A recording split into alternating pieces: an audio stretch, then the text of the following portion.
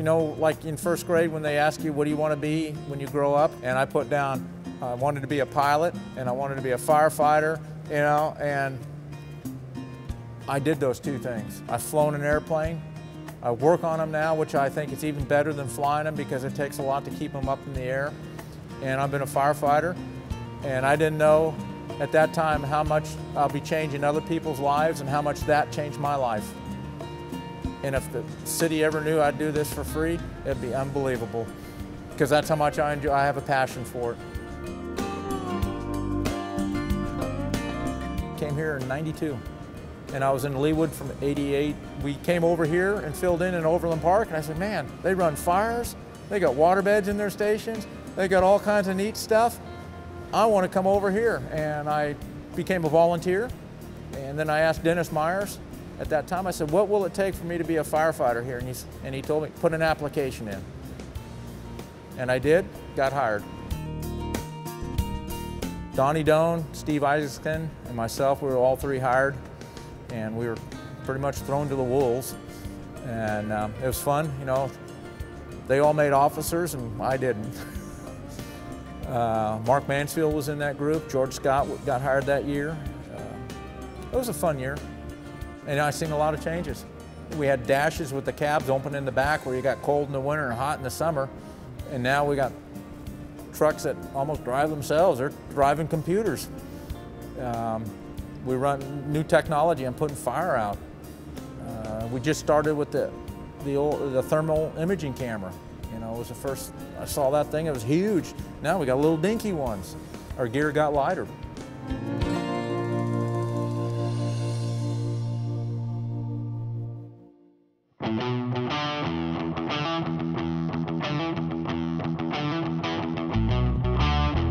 Every time I went to a house fire, no matter as a volunteer or Leawood or here, I always took my wife by the shore of the fire. This is what I was at. And one day, I was down in the basement with Mike Burns, Gilmore, and myself, and my low air warning went off, and Joe Flake was down there too. And we got trapped. We didn't know it at that time, we weren't really trapped, but at the time it looked like we were trapped. And I ran over like a million Legos on my knees, and I called a mayday, and you know, we got out, no problem. But from looking from the outside, it was a no-nothing fire. All you saw was where the flame went through one window and singed everything. And I showed my wife, I said, yeah, that's where I'm, and she didn't talk the rest of the day. You know, it hit her hard. And it never hit me, you know, I figured I'm always coming home. That was almost my goal, I'm coming home. As part of the fire service, you meet people on their worst days. You know, we show up, it's just a job, you know. If you take an attitude where it's their emergency becomes your emergency, then you're less effective. And so I'm there to help them out through their worst day in their life. And you know, sometimes it didn't help, and other times it did. You know, I helped deliver a few babies already. And that didn't matter how bad a day it was or how bad my week was. When you deliver a baby, it's like the grand slam, you know. It's like eating a pound of bacon. You feel good.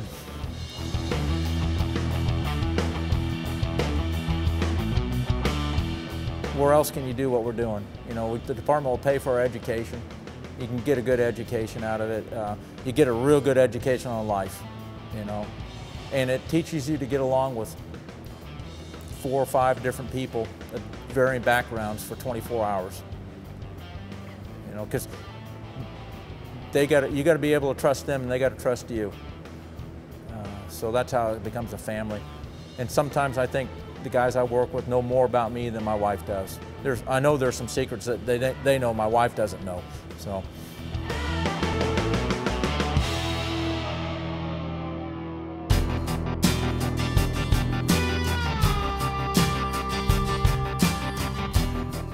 And an opportunity came up to go back to what I used to do, working on airplanes.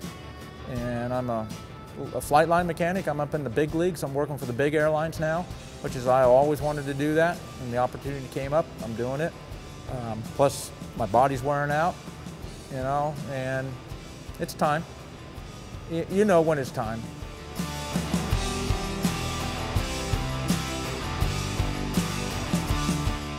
Yeah, I'm scared. I'm leaving the family. I'm leaving another family. It's like when you leave the house when you turn 18 and you go out and you go, yippee, I'm gone, and all of a sudden within a week you realize, oh man, I'm on my own. Well, I'm back on my own again, because this is one family. You know, I have my other family, and I'll be leaning on them for a lot more support. I think it was a break to my wife when I'm gone that one, 3 days, the one every 3 days, but it made our marriage a lot stronger.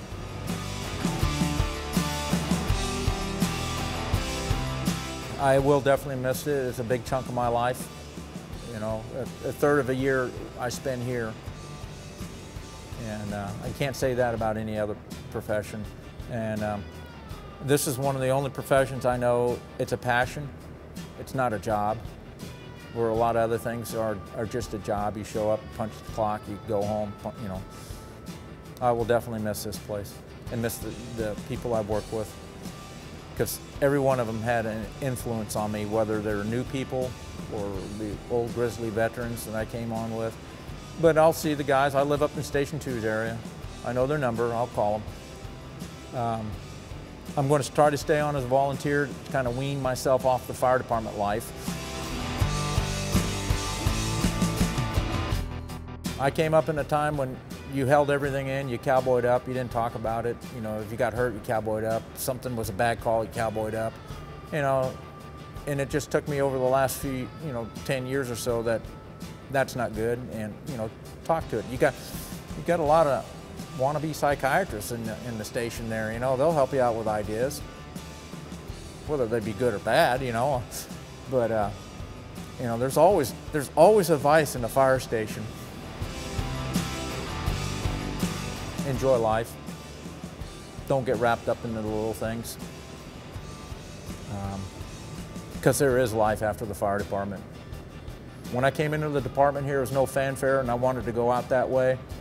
That was a little tough to do. Just come in one day, drag my gear out, and not come back, and then people were just wondering, wow, what happened? Well, I got talked out of that.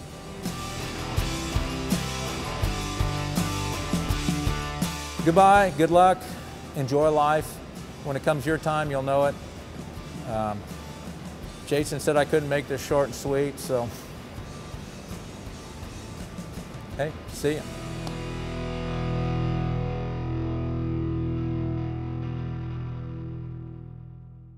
John Gilmore, we set him up, and if anybody knows Gilmore, he sleeps in the tidy-whities, and we pushed the equipment out of Station 1, and we pushed it all the way around into the Legion lot there at middle of the night, and we had the dispatcher call up on the phone and says, hey, engine 41's on a building fire at King Louis. You haven't responded yet. What's the problem? And here comes John running out in the apparatus room in his tidy-whities and just doing this. Guys, we got a call.